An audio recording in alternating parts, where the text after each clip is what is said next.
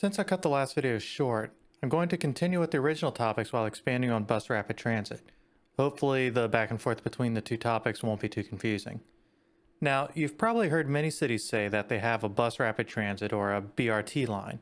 But did you know that BRT actually has a set of standards and scorecards for how well it's implemented? And it's more than just having the big red buses and slightly nicer bus stops. I'm going to go over the scorecard and rate Austin's bus rapid transit system against that. Here are the two BRT lines in Austin, the 801 and the 803. To ride these, a day pass will cost $7 versus $2.50 for the local buses. The $7 commuter pass does get you the rail and local buses.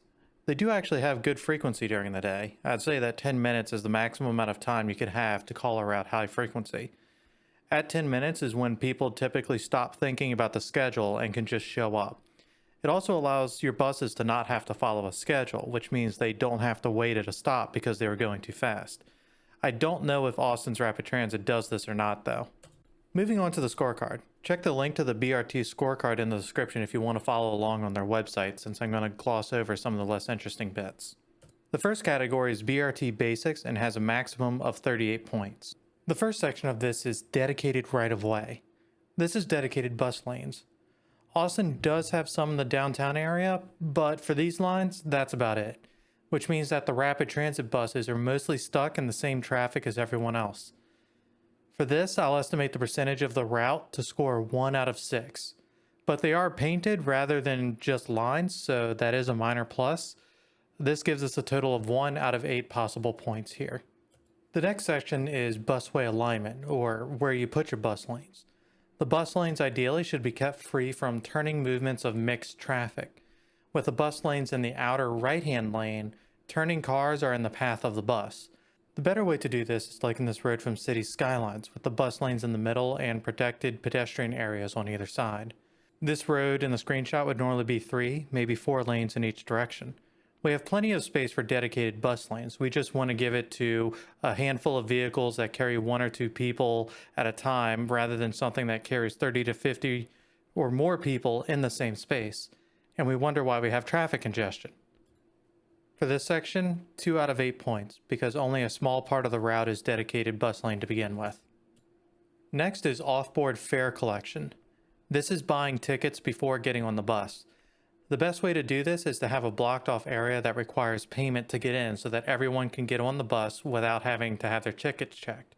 Next best is pre-purchase of tickets via kiosk or via an app. I'm not aware of kiosks at most stops, but the app is really nice. Since you can use the app anywhere, this does raise the score, but I don't give full points because it requires a smartphone, which won't be available to everyone. This qualifies us for 3 out of a total of 8 possible points. Next up is intersection treatments.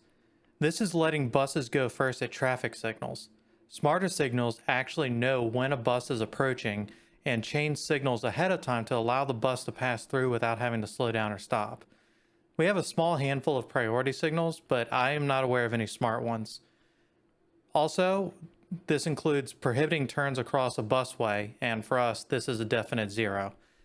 Total score is 1 out of 7 here. A quick bicycle comment. Riding on this road has been pretty nice. The physical separation from cars makes it much nicer and safer feeling than most roads. I recently watched a video on the YouTube channel Shifter, where he went over a survey in which people ranked how safe they felt on different kinds of cycling infrastructure. People ranked a bike lane with paint lower than nothing at all. And I actually kind of agree with this feeling. When there's nothing, I've found that people pass me with more space. But when there's a line, we tend to stay as close to it as we can. Austin even has bicycle gutters on roads where people regularly go up to 55 or even 60 miles an hour. At 45 miles per hour, your chances of dying when hit by a car are 98%. Next up is platform level boarding. This is getting the bus and the platform from which people are boarding onto the same level. It allows easier boarding, especially for those in wheelchairs. I could be wrong here, as I've only been to one main station, and none of the BRT stops I've seen in town were slightly more than nicer bus stops on a sidewalk, so unfortunately we don't get any points here. The summary for section 1 is currently 7 out of 38 points. It's looking like if you voted for bus rapid transit in Austin, you may have gotten duped. The The next major section is service planning for a possible 19 points. This involves the location of routes, do they cross each other, can you change onto other lines, hours of operation, etc. There's also the possibility of a control center, but I wasn't able to find any evidence that there is one in Austin. The summary of this is 16 out of 19 points. Pretty good for a running total of 23 out of 57.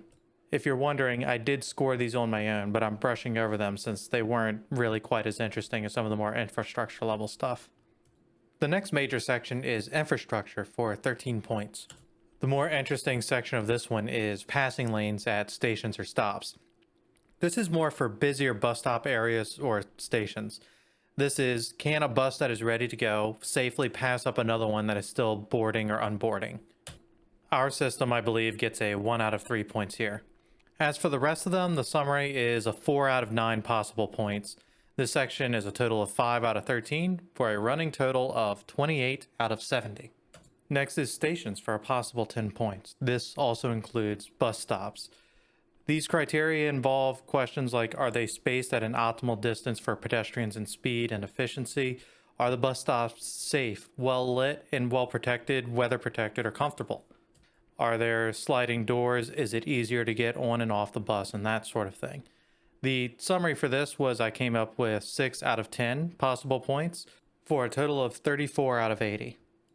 Communications for a total of 5 points. This involves, do you have consistent branding? You can actually check the locations of the buses on the Cap Metro app, and the stations themselves will also tell you how far away the buses are. Full 5 out of 5 here. Next is access and integration for 15 points. I'm going to drill down into these a little bit. The first subsection is universal access. This involves trying to accommodate the visually and audio impaired. From what I could find, the city is putting a lot of effort to doing this, so I'll give it a full 3 out of 3 points. For integration with other public transit options, this involves, do you have to buy different tickets for using a different line or a different means of transportation? You can buy a commuter day pass and get on the rail, the commuter bus, and the local bus. So for this, 3 out of 3. For pedestrian access and safety, involves these criteria here. It's mostly to do with special separations to protect pedestrians while they're waiting to get on the bus or get to the stop. We mainly just have regular bus stops, so 1 out of 4 points. Secure bicycle parking. I actually learned that Cap Metro has bicycle shelters that you can use for a one-time $3 fee at some of the park and rides or the rail lines. These are available at 7 different locations, mainly the park and rides. I would say this probably qualifies for a 2 out of 2 here. Next up, bicycle lanes for a possible 2 points. Bicycle lanes form an essential part of the last mile part of a transportation network. In most cities, the BRT corridors are also the most desirable bicycle routes. Bicycle lanes should be protected on the same corridor or on a nearby parallel street. Austin does have a lot of bike lanes scattered about, but nothing near a bicycle network. 1 out of 2 points here. Bicycle sharing integration. This one is actually kind of hard to say. There's a lot of bicycle share parking spots around where you can get on a bike, but it is less than 50% of the stops along the corridor, so it doesn't make the cut. 0 out of 1 points. A quick cycling infrastructure comment. So here I decided to take this road that was a block off from the one that I came up on because Google Maps kept telling me at every block to get off and get on this road, and I just decided to do it to see what all the hubbub was about. From what I can see, there's no difference in the road. I'm guessing that there was maybe some construction or something and Google thought I just couldn't continue. But at least I get to go downhill. Unfortunately though, I can't carry my momentum all the way because I'm going to eventually stop at a red light. So kind of a funny thing here, I was watching this father and son on their bikes across from me, and when the child just goes right into that other lane, I freaked out internally for him a little bit. It was like, don't go there. But they were fine, probably nothing to worry about. And back to the bus again. And now we have reached the final score. The total score for everything is 59 out of 100 possible points. This probably doesn't come as a surprise. American cities generally don't prioritize efficiently moving people, even if they think or say that they do. Thus, everything is about the car. Austin bought the buses and made some better bus stops. but that's about it. Access and communication are strong positive points for Austin, though. An easy next step would be to make dedicated bus lanes on the major corridors with priority signaling, center allocated like in our city skyline screenshot, then even better. And again, with the backwards parking. This is bad practice because it means that in order for cars to park, they have to cross into the bike lane, and then they could open their doors and essentially door somebody that's trying to ride. Another issue with them is that Ubers or people that are dropping people off tend to pull right into the bike lane, and then you have to go into the road around them. One example of this was actually on the street right across from me. Last time I came up here, there were food trucks parked in the bike lane, and then I just had to go down half the block in the car lane before I could get back into the bike lane. And I caught this light too. Maybe I should slow down my pace a little bit. I'm just wasting energy trying to go fast.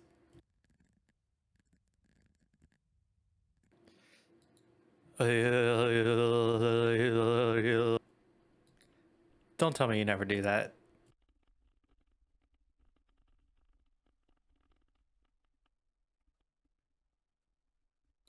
Since I don't really come down this route, I actually got confused by what Google was telling me to do and then realized I had to turn around and go under the bridge.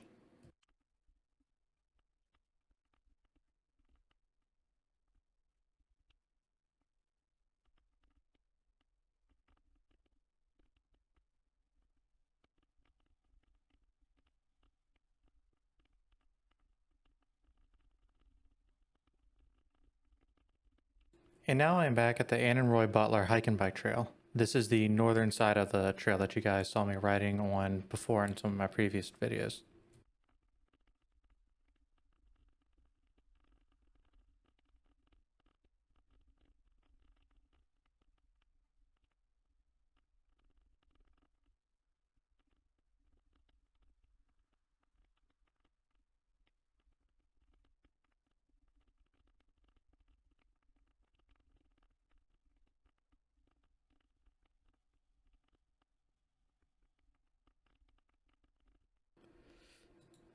You may walk and bike everywhere where the light touches. But what about this place over here? Well, this is Lamar. We don't go there. Lamar Boulevard is notoriously bad at certain sections for cyclists or scooters or even for pedestrians.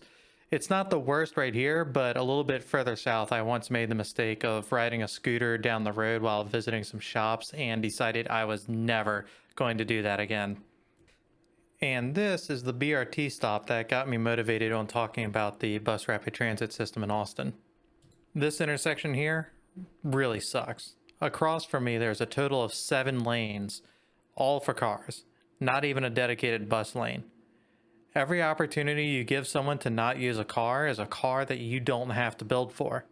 But people won't take those options until you reach a certain threshold of speed, convenience, and safety.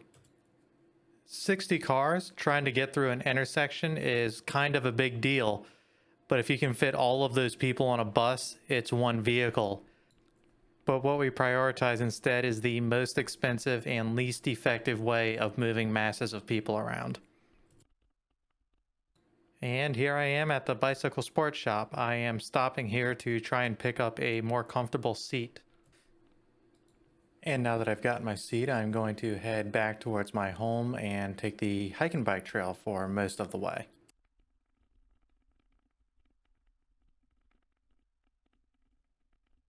Man, it feels really good to pass up cars on my bike.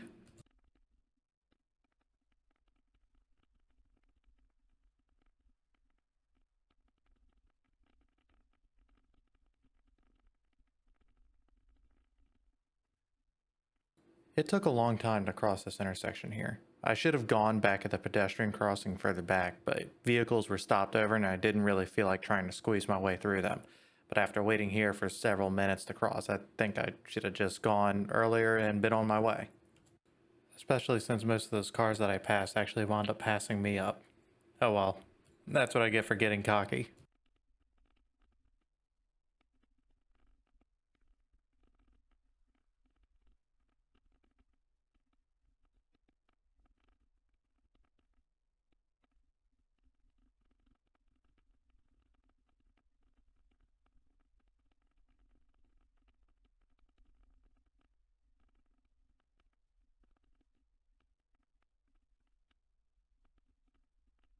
This bridge is where you can watch the bats. I think it's pretty sad that after we humans destroyed their habitat, they now have to take up residence underneath our bridges.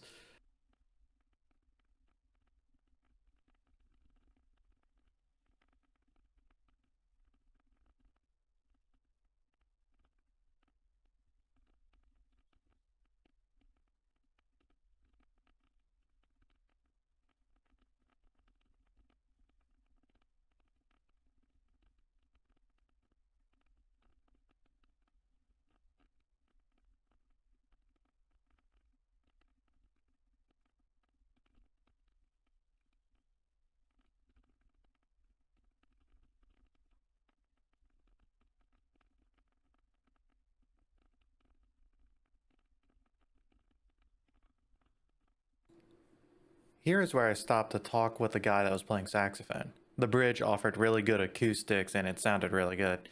He's a 79-year-old retiree named Joe, and he likes to come out on Saturdays, play saxophone, and talk with people on the trail. It's how he gets some of his social activity. I met him around 1:30 in the afternoon on the hike and bike trail under I-35. If you happen to see him there, give him a chat for a bit. He's a really great guy, and you'll enjoy talking with him. Thanks for watching. If you have any ideas for what you would like me to talk about in the future, please let me know in the comments.